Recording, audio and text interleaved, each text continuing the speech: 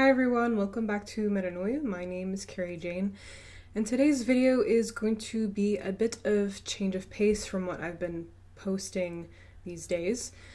And that is because two things. One, this is very personal to me and my life, and I don't normally do that here, but for some reason today I feel like doing so. And two, this is a topic that's been on my mind, and it's actually very related to the book that I'm writing, and I'm going to do my best to start opening up about that. I think I've had some hesitance in talking about my book for a lot of reasons. One is that it's very early in its stages, and I just don't like talking about something in such a finalized way that is in such infancy. It just doesn't feel natural. And also, there's many things that I want to do with this channel, and it's not just talk about what I'm doing. And I'm starting to realize that what I'm doing is very much interrelated to my book, and perhaps it'll help me get motivated to do this thing, because I've had many roadblocks in writing this book, lots of circumstances that stopped me from literally physically writing it, but also mentally. So I'm going to kind of start opening up, making more reflection type videos. This will be in my reflection playlist, and that's kind of where these ideas come from, is where I find myself on a day-to-day basis interacting with the spirituality communities and doing my own inner journey, exploring my own beliefs, exploring what's out there, digesting that, synthesizing that, writing a book. I'm going to try to start verbalizing these things now as well and seeing where that goes. So thank you so much for watching this video, especially if you made it this far in the introduction of this video. And I'm very interested to try to explain, I'm very interested in seeing how I try to explain this topic to you as well as what you think about it. So yeah, but let's get started. So, as I said in the beginning, this topic is very personal to me, but let's start out with something that I posted today on Facebook. And all my social media accounts are in the description of every video, so if you're interested in following me on any of those, follow those links. But today, I'm going to start off with something I posted, which is a definition of omonism, O-M-N-I-S-M. And it's the belief that no religion is truth, but that truth is found within them all. It's a very pretty picture as well. I'm going to start out this video with explaining my interpretation of what I think that means. And what I think that means to me is that every religion and every philosophy is an expression of the same thing, the same source, capital S, because some of us in the spiritual community call God source, essentially. Their form is governed by the diversity of cultures and ways of being within the human race. So essentially, all these different philosophies and religions are born out of these different circumstances. They create many different pathways that basically lead to the same place. And that's my interpretation of that picture, just to start out. So before I post anything on Facebook, there's a part of me that cringes and gets ready for the comments. And I should be more trusting and feel less stressed about this, because honestly, like 99% of the stuff that I post on my social media accounts are well received. There's very little fighting that goes on. There's very little controversy. If I see anything like hate speech, of course, or anything that I feel like couldn't lead to something like hate speech, I ban those people from my social media accounts, because this is a safe community. But yeah, still, I can't help but have this part of me that is cringing a little bit and getting ready for the potential of having some bullshit basically pop up as soon as I post something. And it's all fine and dandy. Like I said, it's 99.9% of the time this does not happen. But with this post in particular, I had concerns posting it for the person I had in mind I knew would not like ominism, not like what it means, and reject it completely. So now I want to talk about basically just some examples, basically, of who would reject or react negatively to this statement that I just said. To the statement that the belief that no religion is truth, but that truth is found within them all. Given what I said, and based on my interpretation of this statement essentially, we can already surmise or guess that the people who would react negatively to the statements are the people who are thinking that this threatens their truth. The people that have the underpinning, stay with me, the people that have their underpinning to their truth as their truth being the ultimate truth. And I say, hang on with me, because that's kind of a philosophical statement. It's got some complexities in it, but based on my viewership, I think you all will know what I'm talking about. People who hang on so tightly to their spiritual beliefs, their religion essentially, that they think that there can only be their belief and that's it, essentially. So there are two examples, specific examples of this that I want to talk about. One is one that you know very well, and it is the fundamentalist Christian. This is the person that thinks truth starts and ends with the text of the Bible. So basically, anything that emerges from a different place, or rather anything that comes out of a different realm that does not have to do with their interpretation of this text and their basic understanding of this text, basically just sounds like an alien language to them. It's not even something that can register. So if you ever come across a fundamentalist Christian and you're trying to have a conversation with them and it seems like they're severely lacking listening comprehension skills, that is exactly what's happening.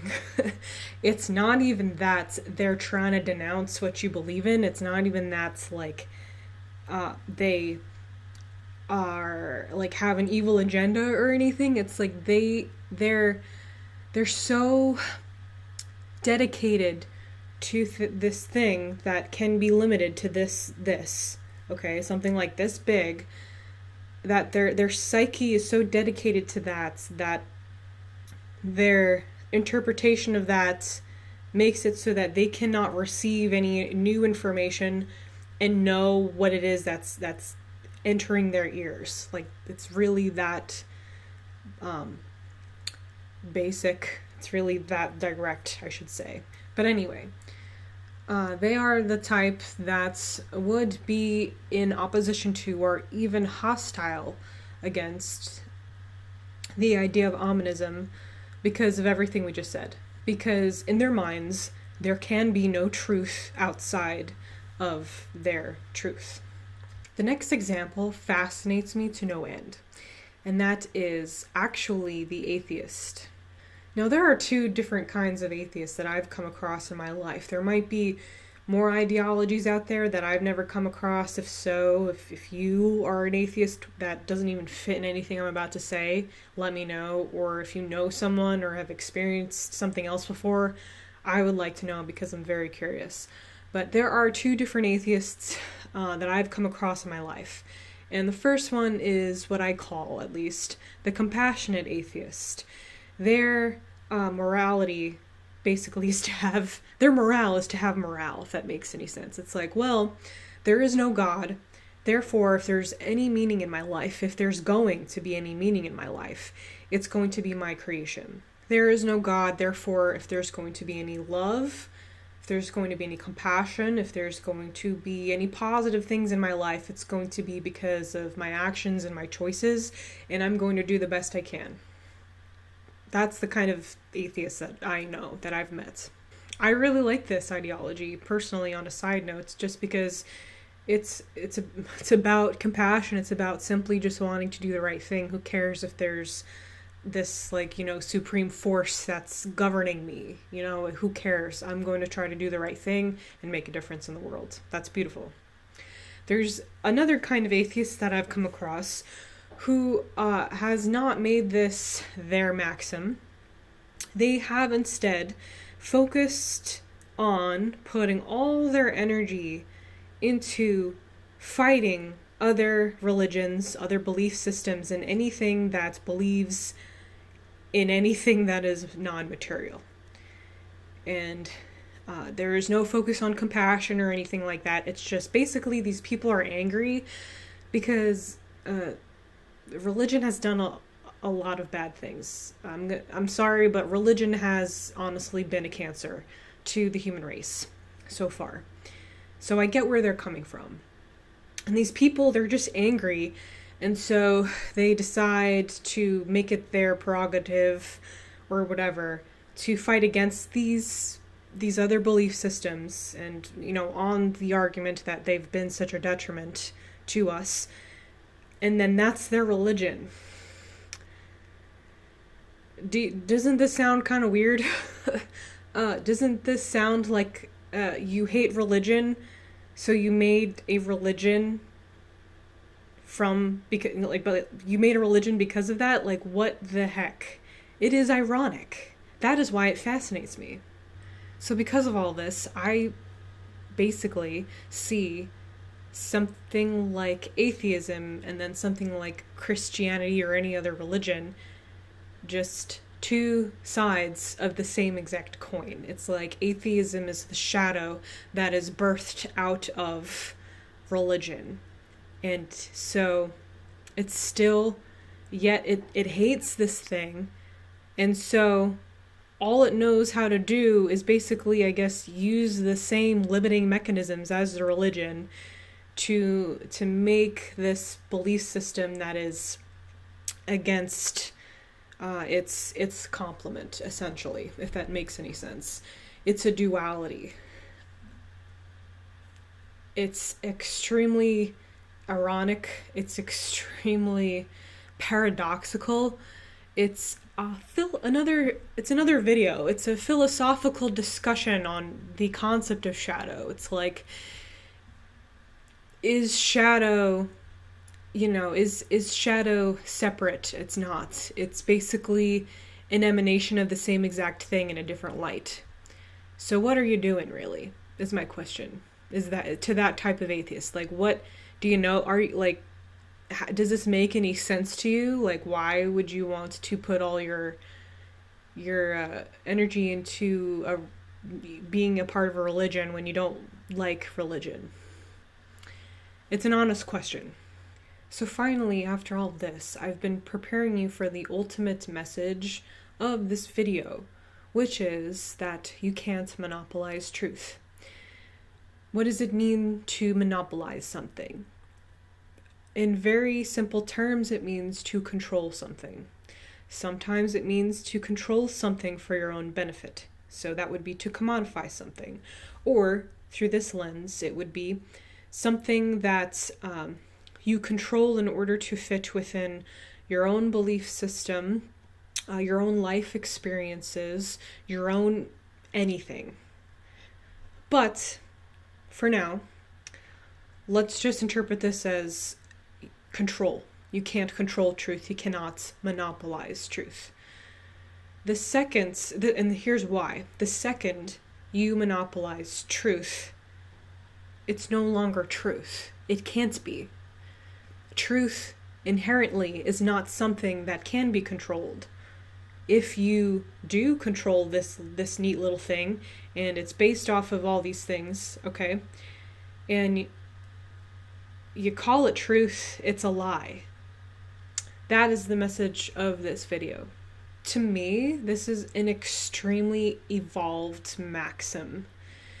And to me, this is possibly an ideology or a breakthrough that someone comes to after an immense life experience, or after many life experiences, or if you're reading my book, many lifetimes.